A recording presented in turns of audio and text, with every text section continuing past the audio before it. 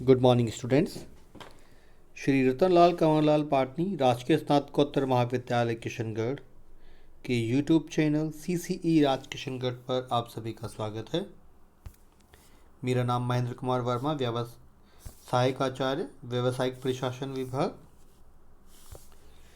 Dear students, BCom part first के paper first principle of management में हम हमारे पिछली वीडियोस में अध्ययन कर रहे थे अभिप्रेरणा की विचारधाराएं, जिसमें हमने दो विचारधाराओं पर अध्ययन किया था, जिसमें अब्राहम मास्लो की विचारधारा और दूसरी थी हर्ट्ज़बर्ग की विचारधारा। आज हम ब्रूम की आशा या प्रत्याशा विचारधारा पर अध्ययन करेंगे। तो ब्रूम की आशा या प्रत्याशा विचारधारा, इसके अगर हम जन्मदाता की बात करें तो वो हैं विक्टर ब्रूम, और 1964 में उन्होंने अभिप्रेरणा की एक नई विचारधारा का विकास किया, जिसे आशा या अपेक्षा या प्रत्याशा विचारधारा के नाम से जाना जाता है। इस विचारधारा का प्रचार प्रसार तब से होने लगा जब ब्रूम की पुस्तक वर्क एंड मोटिवेशन को 1964 यानी कि 1964 में प्रकाशित हुआ। ब्रूम की आशा या अपेक्षा विचारधारा अभिप्रेरणा की प्रक्रिया विचारधारा है, जो उस प्रक्रिया का वर्णन करती है जिसके माध्यम से आवश्यकताओं को व्यवहार आचरण में रूपांतरित किया जाता है।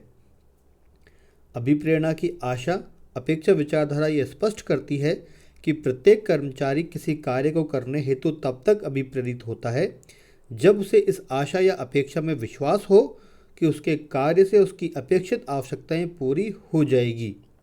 यह विचारधारा प्रमुख रूप से इस धारणा पर आधारित है कि प्रत्येक कर्मचारी विवेकशील व्यक्ति होता है। इस विचारधारा यानी कि आशा अपेक्षा विचारधारा के कुछ घटक हैं, जैसे कि प्रयास कर्म आचरण, दूसरा है आशा अपेक्षा, तीसरा है परिणाम, फोर्थ पॉइंट है कर्णत्व, और फिफ्थ पॉइंट है कर्षण शक्ति अथवा आकर्षण शक्ति। तो अब इन प्रमुख घटकों का थोड़ा विस्तार से हम बात करें तो प्रयास, पहला जो पॉइंट है प्रयास कर्म आचरण।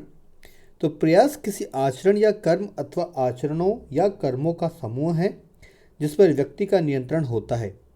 प्रत्येक व्यक्ति किसी भी कर्म या आचरण को करने अथवा नहीं करने का निर्णय बहुत विवेकपूर्ण ढंग से करता है। कर्म या आचरण का स्तर इस विचारधारा के अन्य घटकों से प्रभावित होता है। इन घटकों का नीचे हम आम बात कर रहे हैं। दूसरा जो इसका घटक है वो है आशा अपेक्षा, यानी कि किसी भी हम एक्सपेक्ट करते हैं किसी चीज़ की, एक्सपेक्टेंसी कितनी होती है।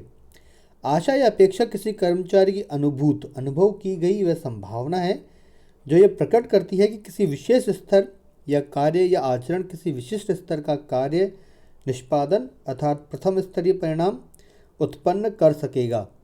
दूसरे शब्दों में आशा अपेक्षा किसी कर्मचारी का यह विश्वास है जो कि किसी विशेष स्तर का कार्य या आचरण किसी विशेष स्तर का कार्य निष्पादन उत्पन्न करेंगी। कर्मचारी की यह अनुमानित संभावना या विश्वास उसके कार्य करने की योग्यता, अनुभव, उपलब्ध संसाधन, वातावरण आदि पर आधारित होती है। तीसरी अगर हम बात करें परिणाम, तो परिणाम से तात्पर्य कार्यों, कर्मों या आचरण के निष्पादन परिणाम से है। परिणामों पर किसी भी कर्मचारी का पूर्ण नियंत्रण नहीं होता। इस विचारधारा में परिणामों को हम दो स्तर में हम विभक्त करके अध्ययन करते हैं, जिसमें प्रथम स्तरीय परिणाम यानी कि फर्स्ट लेवल आउटकम्स, और दूसरा है द्विस्तरीय परिणाम यानी कि सेकंड लेवल आउटकम। प्रथम स्तरीय परिणामों से तात्पर्य उन कार्य परिणामों से है जो किसी व्यक्ति के कार्यों या आचरण से प्राप्त होते हैं। ये कार्य परिणाम सकारात्मक अथवा नकारात्मक प्रकृति के हो सकते हैं। जब कार्यों आचरण के परिणाम स्वरूप अधिक उत्पादकता, अधिक गुणवत्ता, बेहतर आपसी सहयोग आदि की प्राप्ति होती है तो उन्हें सकारात्मक कार्य परिणाम कहा जाता है। इसके विपरीत जब उत्पादों की गुणवत्ता में कमी होती है, उत्पादकता घटती है अथवा आपसी सहयोग भावना में कमी आती है, तब उन्हें नकारात्मक कार्य परिणाम कहा जाता है। दूसरा जो परिणाम है वह द्विस्तरीय परिणाम यानी कि सेकेंड लेवल आउटकम। प्रथम स्तरीय परिणाम से प्राप्त होने वाले परिणामों को द्वितीय स्तरीय परिणाम कहते हैं।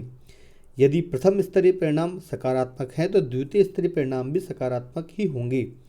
अधिक उत्पादकता, अधिक गुणवत्ता एवं बेहतर आपसी सहयोग प्रथम स्तरीय परिणाम के परिणाम स्वरूप कर्मचारियों को वेतन वृद्धि, मान सम्मान, पदोन्नति आदि प्राप्त होते हैं। यदि प्रथम स्तरीय परिणाम नकारात्मक हैं तो कर्मचारी को प्रताड़ना, पदावनति, आलोचना आदि को भोगना होता है। ये सभी द्वितीय स्तरीय नकारात्मक परिणाम की श्रेणी में आते हैं। फोर्थ पॉइंट है कर्णत्व। कर्णत्व से तात्पर्य कर्मचारी की वह अनुभूति या अनुभव की गई संभावना है जो किसी विशेष स्तर का कार्य निष्पादन अर्थात प्रथम स्तरीय परिणाम किसी अभिष्ट पुरस्कार प्राप्ति में योगदान दे सकता है। इसे सामान्यतः परफॉर्मेंस टू आउटकम के रूप में भी प्रकट किया जाता है। फिफ्थ पॉइंट है आकर्षण शक्ति, कर्षण शक्ति अथवा आकर्षण शक्ति। आकर्षण शक्ति से तात्पर्य कर्मचारी की द्वितीय स्तरीय परिणामों अर्थात पुरस्कार के अनुभूत आकर्षण या मूल्य महत्व से है। दूसरे शब्दों में द्वितीय स्तरीय परिणामों से कर्मचारी को मिलने वाली संतुष्टि या कष्ट असंतोष के अनुभूत स्तर को ही परिणाम आकर्षण शक्ति कहते हैं। यह कार्य या आचरण से प्राप्त निष्पादन परिणाम को प्राप्त होने वाले पुरस्कारों के प्रति कर्मचारी की अनुभूति या सोच को प्रकट करता है। अब अगर हम बात करें आशा अपेक्षा विचारधारा की क्रियाविधि क्या है, तो आशा अपेक्षा विचारधारा यह मानती है कि अभिप्रेरणा वह शक्ति है जो कर्मचारी को प्रयास करने हेतु प्रेरित करती है, किंतु प्रयास तभी सार्थक होता है जब कर्मचारी को यह विश्वास एवं अपेक्षा हो कि उसके प्रयासों से अभिष्ट स्तर का कार्य परिणाम उत्पन्न होगा तथा उसके कार्य परिणामों से उसे अभिष्ट पुरस्कार प्राप्त होगा। यानी कि जब फर्स्ट लेवल आउटकम होगा तो सेकंड लेवल आउटकम उसको प्राप्त होगा। इस प्रकार ये विचारधारा यह कहती है कि अभिप्रेरणा के कारण लोग प्रयास करते हैं। प्रयासों एवं कर्मचारी की योग्यता, अनुभव, उपलब्ध संसाधनों एवं वातावरणीय घटकों के सहयोग से कर्मचारी कार्य निष्पादन करते हैं।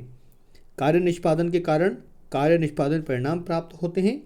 प्रत्येक परिणाम कर्मचारी के लिए कुछ सकारात्मक तो कुछ नकारात्मक प्रभाव भी उत्पन्न करता है, जिसे इस विचारधारा के अधीन परिणाम की आकर्षण शक्ति कहा जाता है। जब परिणाम के सभी आकर्षणों का कुल मूल्य सकारात्मक होता है तो कर्मचारी और अधिक प्रयास करने हेतु प्रेरित होता है। अब अगर हम बात करें इनके व्यवहार संबंधी मान्यता या धारणा यानी कि अजम्पशंस क्या क्या थी इस विचारधारा की, तो पहली जो मान्यता है यह विचारधारा यह मानती है कि कर्मचारियों का व्यवहार आचरण व्यक्तियों के भीतर की शक्तियों के साथ साथ वातावरण की शक्तियों से निर्धारित या प्रभावित होता है। दूसरी मान्यता है यह विचारधारा यह मानती है कि लोग संस्था में अपने आचरण व्यवहार के संबंध में सभी निर्णय स्वयं ही करते हैं। थर्ड जो मान्यता है यह विचारधारा यह धारणा रखती है कि भिन्न भिन्न लोगों की आवश्यकताएं, इच्छाएं, अभिलाषाएं एवं उसके लक्ष्य भी भिन्न भिन्न ही होते हैं। फोर्थ पॉइंट है यह विचारधारा यह भी मानती है कि लोग व्यवहार आचरण विभिन्न विकल्पों में से उस विकल्पों का चयन करते हैं जिससे उनकी नज़र अनुभूति में सर्वाधिक परिणाम पुरस्कार प्राप्त करने की संभावना होती है। अब अगर हम इसके गुण या दोषों की बात करें और उसके आधार पर इसका मूल्यांकन करें तो इस विचारधारा की कई विद्वानों एवं शोधकर्ताओं ने बहुत प्रशंसा की है। ऐसा जिसके जो गुण हैं उसके कारण किया गया है। ये गुण हैं जैसे कि यह विचारधारा प्रबंधकों को कर्मचारियों की उस मानसिक प्रक्रियाओं पर विचारने एवं उन्हें समझने में सहायता करती है जिनसे अभिप्रेरणा का जन्म होता है। दूसरा इसका गुण है यह विचारधारा कर्मचारियों की मानवीय भावना एवं गरिमा का सम्मान करती है। ऐसी इसलिए है कि यह विचारधारा यह मानती है कि कर्मचारी सामर्थ्यवान एवं विवेकपूर्ण विचारशील व्यक्ति है। थर्ड पॉइंट है यह विचारधारा प्रबंधकों को ऐसा वातावरण तैयार करने हेतु प्रेरित करती है जिससे कर्मचारियों के व्यवहार आचरण को सकारात्मक बनाया जा सके। फोर्थ पॉइंट है यह प्रबंधकों की कर्मचारियों की पसंद के पुरस्कारों परिणामों को समझने में सहायक है। फिफ्थ जो इसका गुण है यह विचारधारा कर्मचारियों की आशा, अपेक्षा, कर्णत्व तथा कार्य परिणाम की आकर्षणों में परिवर्तन द्वारा उनकी अभिप्रेरणा के स्तर में वृद्धि करने हेतु आवश्यक मार्गदर्शन देती है। और छठा जो इसका गुण है, यह विचारधारा प्रबंधकों को प्रेरणा संबंधी सोच का विस्तार करती है। यह विचारधारा प्रबंधकों को इस सोच से बाहर निकालती है कि अभिप्रेरणा तब उत्पन्न होती है जबकि कर्मचारियों की असंतुष्ट आवश्यकताओं को कार्य के माध्यम से संतुष्ट किया जाता है। यह विचारधारा इस बात पर भी बल देती है कि प्रयास आवश्यकताओं की संतुष्टि हेतु पुरस्कार प्रदान कर सकते हैं। तो ये तो हो गए इनके गुण या योगदान। अब अगर हम बात करें इनकी आलोचनाएं, अवगुण, दोष या सीमाओं की, तो उसमें सबसे पहला जो बिंदु है, यह विचारधारा एक महत्वपूर्ण विचारधारा के रूप में उभरी है, किंतु इस विचारधारा की व्यापक जांच अभी भी शेष है। इस विचारधारा की ओर से जांच परख करने की आवश्यकता है ताकि उसके समर्थन में कुछ ठोस एवं व्यापक आधार साक्ष्य जुटाए जा सके। कुछ लोग यह तर्क देते हैं कि इस विचारधारा की उपयोगिता बहुत सीमित है। ऐसा इसलिए है कि यह विचारधारा तभी औचित्यपूर्ण प्रतीत होती है जबकि कर्मचारियों को प्रयासों एवं कार्य निष्पादन एवं उसे परिणामों में स्पष्ट संबंध दिखाई देता है। थर्ड जो इसका अवगुण है, कई संस्थाओं में कर्मचारियों को उनकी वरिष्ठता, शैक्षणिक योग्यताओं आदि के आधार पर पुरस्कृत किया जाता है। ऐसी दशा में इस विचारधारा का कोई व्यवहारिक महत्व नहीं रह जाता। अगला है, ये पूर्ववर्ती विचारधाराओं जैसे कि मास्लो, हर्ट्जबर्ग आदि की आवश्यकताओं की तुलना में काफ़ी जटिल विचारधारा है, अतः इसे समझने एवं अपनाने में कठिनाइयाँ होती हैं। नेक्स्ट पॉइंट है, कई प्रबंधकों के पास इस जटिल विचारधारा को अपनाने हेतु आवश्यक समय एवं संसाधन नहीं होते, अतः वे इसे अपनाना नहीं चाहते अथवा आंशिक रूप से ही अपना पाते हैं। यह विचारधारा प्रबंधकों को प्रेरणा की जटिलताओं को समझ तो सकती है, किंतु यह उनकी अभिप्रेरणा की व्यवहारिक समस्याओं के समाधान में सहायक नहीं होती। यह विचारधारा किसी एक के ही प्रयास के अनेकों परिणामों का विस्तार नहीं करती। इसे अनेक प्रभावों के अनुमानित प्रभावों पर विचार करना चाहिए। कुछ आलोचक कहते हैं कि वास्तविक कार्यदशाओं में आशा, अपेक्षा, कर्णत्व एवं परिणाम की आकर्षण शक्ति का कोई विश्वसनीय मापदंड नहीं है। और नेक्स्ट है, और जो लास्ट हम कह सकते हैं, यह विचारधारा अभिप्रेरणा के स्तर को प्रभावित करने वाले कई घटकों पर विचार नहीं करती। इन घटकों में दीर्घकालीन पुरस्कारों की भूमिका, पूर्व काल में किए गए अनुग्रहों, स्वामी भक्ति की भावना, पद मुक्ति का भय आदि सम्मिलित है। इन सभी आलोचकों के उपरांत भी यह विचारधारा अभिप्रेरणा की जटिलताओं को समझने में प्रबंधकों के लिए महत्वपूर्ण मार्गदर्शन करती है। यह पारिश्रमिक पुरस्कारों को निर्धारित करने, कार्य लक्ष्यों को निर्धारित करने आदि में प्रबंधकों का मार्गदर्शन करती है।